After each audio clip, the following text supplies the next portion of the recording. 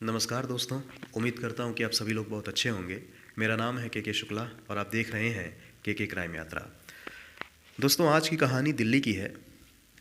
दिल्ली में एक इलाका है दयालपुर, और इसी दयालपुर का रहने वाला फैसल चौधरी, जिसकी उम्र होती है 34 साल। फैसल के पिता प्रॉपर्टी डीलर थे, तो जो फैसल है वो भी अपने पिता के इस प्रॉपर्टी डीलिंग के काम में हाथ बटाता था, यानी कि ये भी प्रॉपर्टी डीलर ही था। अब चूंकि प्रॉपर्टी डीलर होने की वजह से पैसे रुपए की कोई कमी थी नहीं, रईस ज़्यादा था, ज़िंदगी बहुत आराम से, बिल्कुल सुखमय जीवन जिसको बोलते हैं वो गुजर रही थी। इसी दौरान इसकी मुलाकात एक क्लब में एक लड़की से होती है। उस लड़की का नाम था आयत। आयत की उम्र 25 साल, यानी कि फैसल और आयत की उम्र में, जैसा कि मैंने बताया, फैसल 34 साल और जो आयत है वो 25 साल, तो इन दोनों की उम्र में 9 साल का अंतर था। तो ये दोनों पहले एक क्लब में मिलते हैं दिल्ली में, और पहले इन दोनों के बीच, पहली नज़र में ही जो आयत है, यानी कि ये जो फैसल है, आयत को देखकर अट्रैक्ट हो जाता है, उसकी खूबसूरती पे फिदा हो जाता है। तो पहले इन दोनों में दोस्ती होती है, हाय हेलो होता है, लेकिन धीरे धीरे इन दोनों को आपस में प्यार हो जाता है। अब प्यार तक तो ठीक था, लेकिन प्यार के बाद ये दोनों फैसला करते हैं कि ये दोनों बिना किसी को कुछ बताए कोर्ट मैरिज करेंगे। यानी कि ये बात ना आयत की फैमिली को पता चलता है और ना फैसल की फैमिली को पता चलता है, और ये दोनों 15 अप्रैल 2025 को कोर्ट मैरिज कर लेते हैं। जो आयत थी ये भी दिल्ली की रहने वाली थी, और दिलसाद गार्डन एक जगह है दिल्ली में, वहीं पे ये एक प्राइवेट कंपनी में काम करती थी, यानी कि नौकरी करती थी, और सुबह ये घर से निकलती थी और रात को अपने घर यानी कि 7-8 बजे तक वापस आती थी।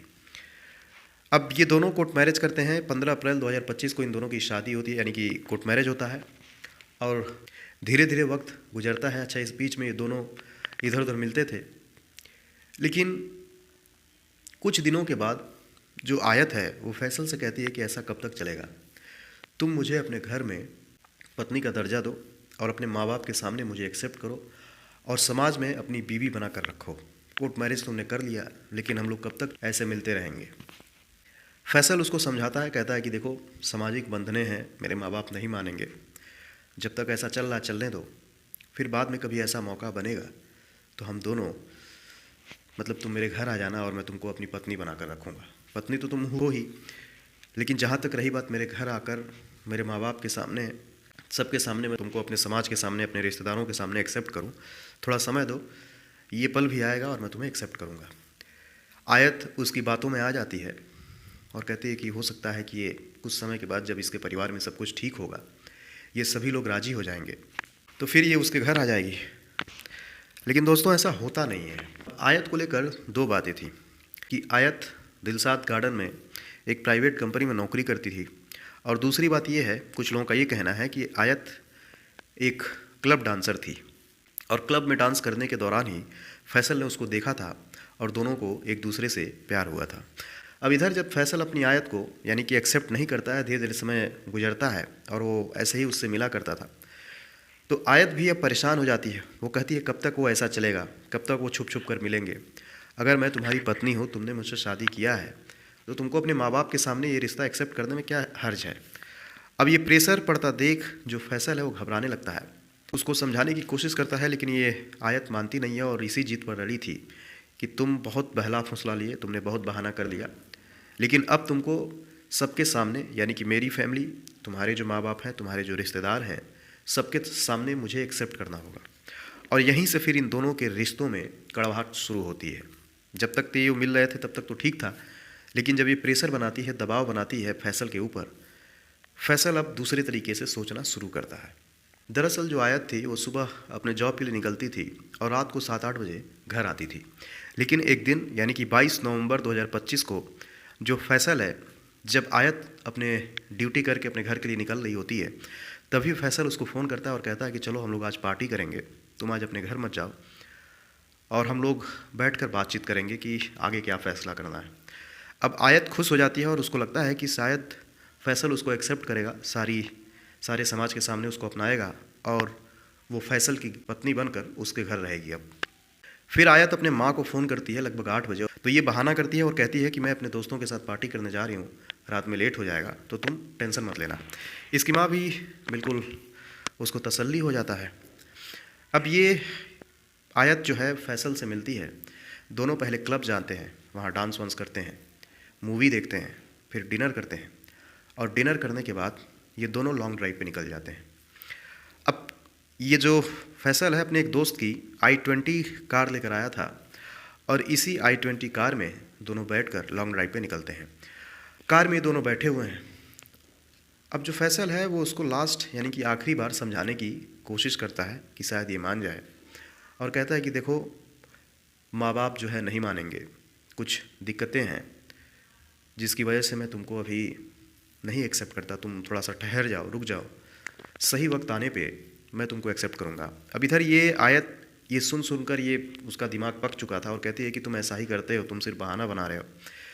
अब इधर फैसल समझ चुका था कि ये लड़की मानने वाली है नहीं, और एक हाईवे के किनारे ले जाकर उसको गोली मार देता है, और गोली मारने के बाद दिल्ली से निकलकर बागपत के जंगलों में ले जाकर फेंक देता है, और फेंकने के बाद वहाँ से अपने घर चला जाता है।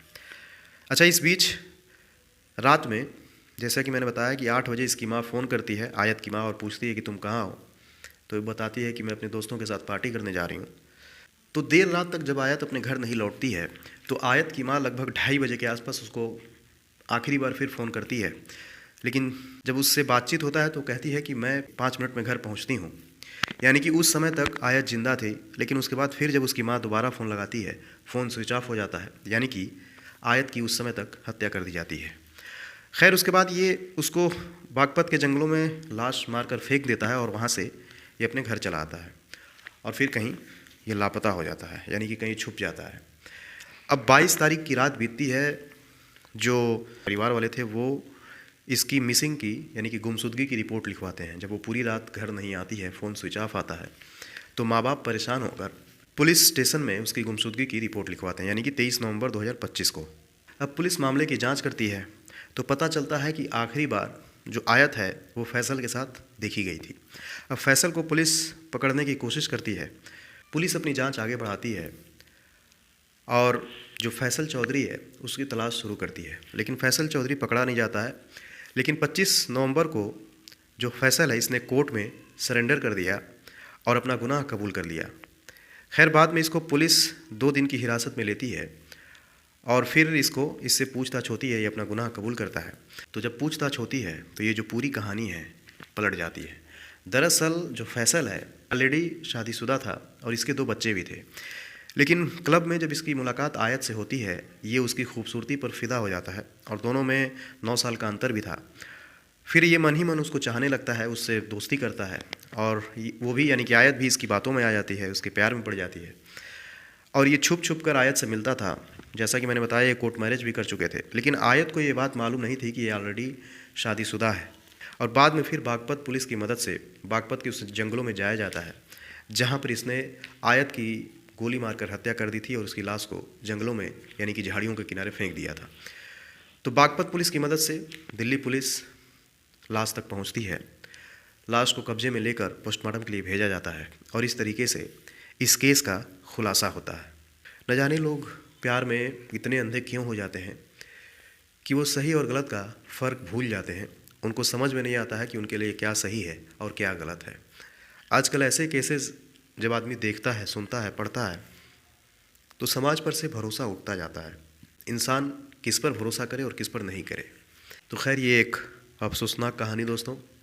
तो आज कहानी में इतना ही, और थोड़ा सा आज तबीयत ख़राब है।